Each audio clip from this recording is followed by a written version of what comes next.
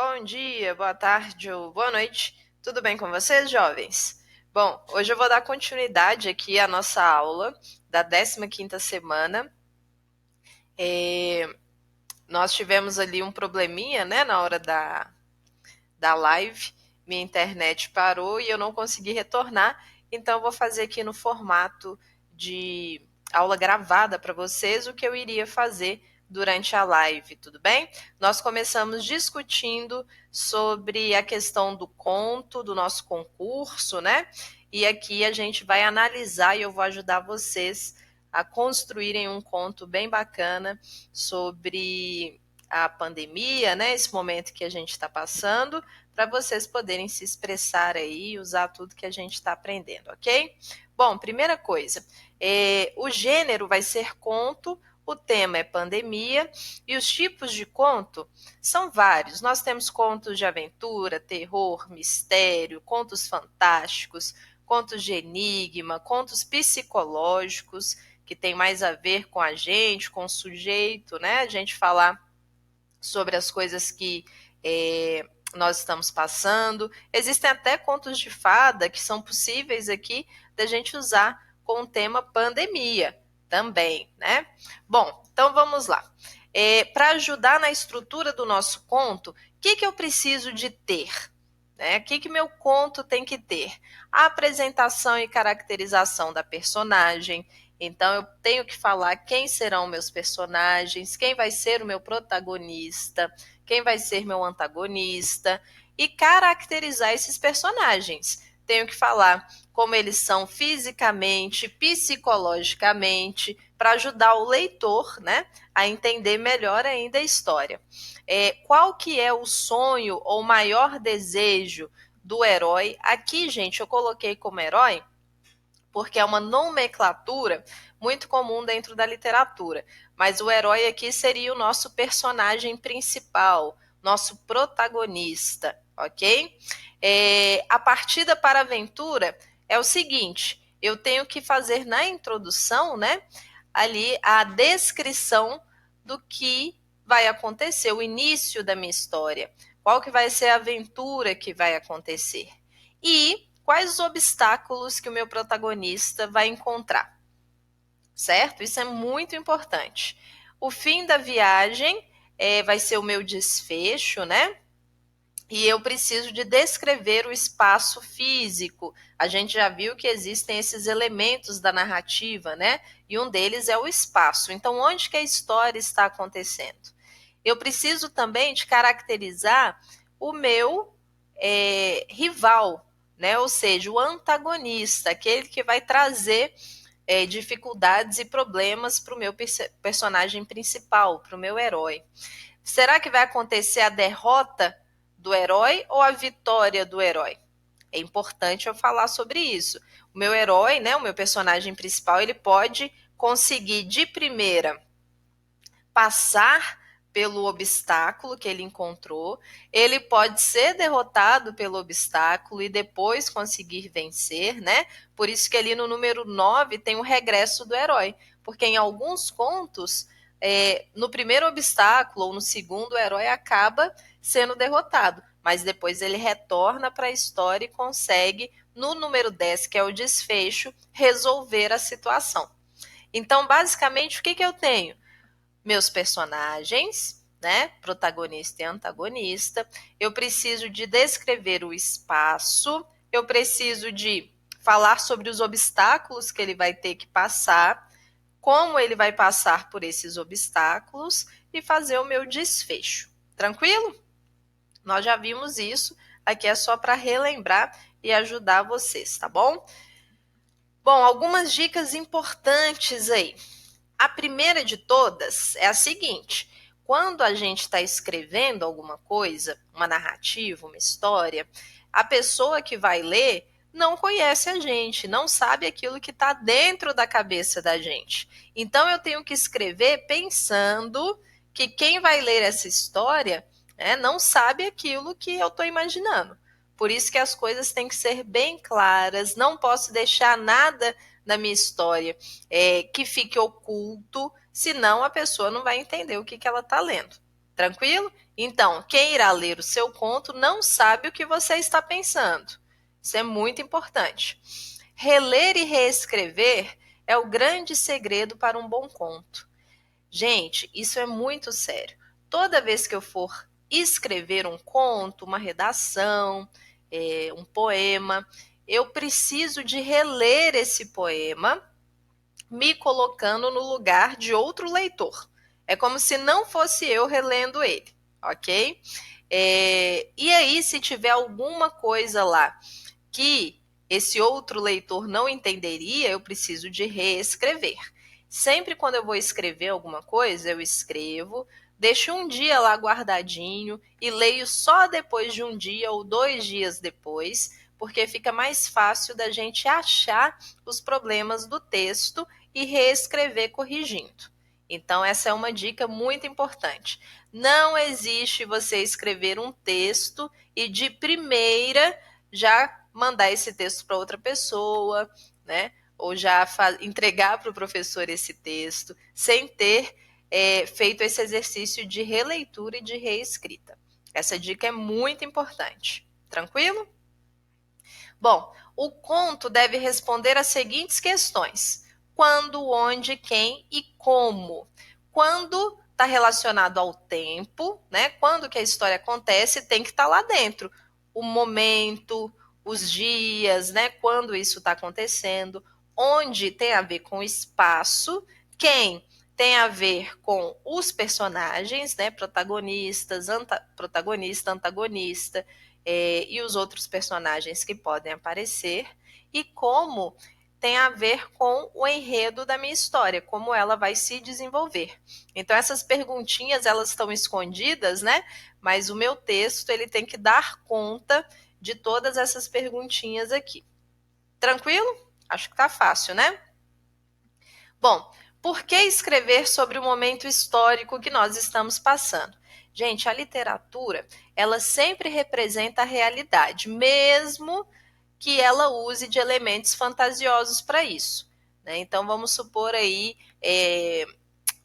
um conto de fadas, né? Que fale sobre reis e rainhas. Isso tem a ver com o momento histórico, com o momento do mundo. Então, ele está representando a realidade. Então, escrever sobre esse momento histórico que nós estamos passando é um exercício literário muito importante. Falar sobre a pandemia pode significar falar também sobre mim mesmo durante esse momento desafiador. Então, é um momento de vocês se expressarem através da literatura, de falarem aí sobre como vocês estão passando por esse momento, só que em um formato de conto, em um formato de literatura. É uma boa oportunidade para a gente se expressar, né, e treinar um pouquinho aí a arte da escrita, ok? Muito bem. E agora, para a gente entender melhor ainda, eu vou ler para vocês, alguns já devem conhecer essa história que se chama Chapeuzinho Amarelo. Ela faz referência, né? Ela é uma intertextualidade, nós já aprendemos isso. Então ela conversa, de certa forma, com outra história chamada Chapeuzinho Vermelho. Só que aqui é o Chapeuzinho Amarelo. Essa história é do Chico Buarque de Holanda. Chico Buarque de Holanda, ele é uma pessoa muito importante para a nossa cultura aqui no Brasil. Ele é um letrista, ele escreveu várias letras de música que são grandes clássicos da música brasileira. Ele é um cantor e escritor. E ele também escreveu histórias infanto-juvenis, e Chapeuzinho Amarelo é uma delas. Porém, essa história guarda um segredo.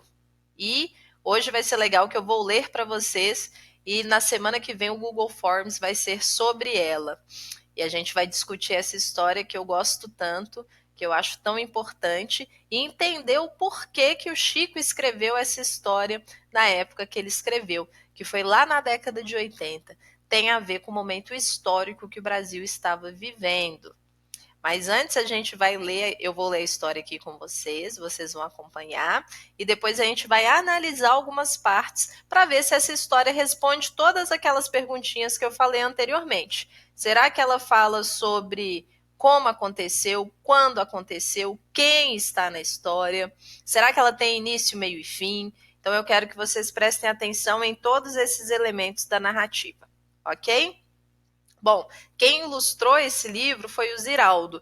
Ziraldo vocês já devem conhecer, né? Muito importante também para a nossa literatura. Então, esse desenho aí, inicial da Chapeuzinho Amarelo, foi um desenho, uma ilustração do grande Ziraldo. Vou começar a leitura, acompanhem comigo. Chapeuzinho Amarelo. Era Chapeuzinho Amarelo, amarelada de medo. Tinha medo de tudo aquela Chapeuzinho. Já não ria. Em festa, não aparecia. Não subia escada nem descia. Não estava resfriada, mas tossia. Ouvia conto de fada e estremecia. Não brincava mais de nada, nem de amarelinha. Tinha medo de trovão, minhoca para ela era cobra. E nunca apanhava sol porque tinha medo de sombra. Não ia para fora para não se sujar. Não tomava sopa para não ensopar. Não tomava banho para não descolar. Não falava nada para não engasgar. Não ficava em pé com medo de cair. Então vivia parada, deitada, mas sem dormir, com medo de pesadelo. E de todos os medos que tinha, o medo mais que medonho era o medo do tal do lobo. Um lobo que nunca se via, que morava lá para longe, do outro lado da montanha, num buraco da Alemanha, cheio de teia de aranha, numa terra tão estranha, que vai ver que o tal do lobo nem existia. Mesmo assim, a Chapeuzinho tinha cada vez mais medo, do medo, do medo de um dia encontrar um lobo que não existia. Chapeuzinho Amarelo, de tanto pensar no lobo, de tanto sonhar com o lobo, de tanto esperar o lobo, um dia topou com ele, que era assim: carão de lobo, olhão de lobo, jeitão de lobo e principalmente um bocão tão grande que era capaz de comer 2 avós, um caçador, rei e princesa, 7 panelas de arroz e um chapéu de sobremesa. Mas o engraçado é que assim que encontrou o lobo, a Chapeuzinho Amarelo foi perdendo aquele medo, o medo do medo do medo de um dia encontrar um lobo. Foi passando aquele medo do medo que tinha do lobo. Foi ficando só com um pouco de medo daquele lobo. Depois acabou o medo e ela ficou só com o lobo. O lobo ficou chateado de ver aquela menina olhando para a cara dele, só que sem o medo dele. Ficou mesmo envergonhado, triste, murcho e branco azedo, porque um lobo, tirado o medo, é um arremedo de lobo. É feito um lobo sem pelo, é feito um lobo pelado. E ele gritou: sou um lobo! Mas a Chapeuzinho, nada. E ele gritou: sou um lobo! E a Chapeuzinho deu risada. E ele berrou: eu sou um lobo! Chapeuzinho, já meio enjoada, com vontade de brincar de outra coisa. Ele então gritou bem forte aquele seu nome de lobo umas 25 vezes, que era pro medo ir voltando e a menininha saber com quem não estava falando. Lobo, lobo, lobo, lobo, lobo, lobo, lobo, lobo, lobo. Ai, Chapeuzinho encheu e disse: para sim, agora já, do jeito que você tá. E o lobo, parado assim, do jeito que o lobo estava, já não era mais lobo, era bolo. Um bolo de lobo fofo, tremendo que nem pudim, com medo da Chapeuzinho, com medo de ser comido, com vela e tudo, inteirinho. Chapeuzinho não comeu aquele bolo de lobo, porque sempre preferiu de chocolate. Aliás, ela agora come de tudo, menos sola de sapato. Não tem mais medo de chuva, nem foge de carrapato.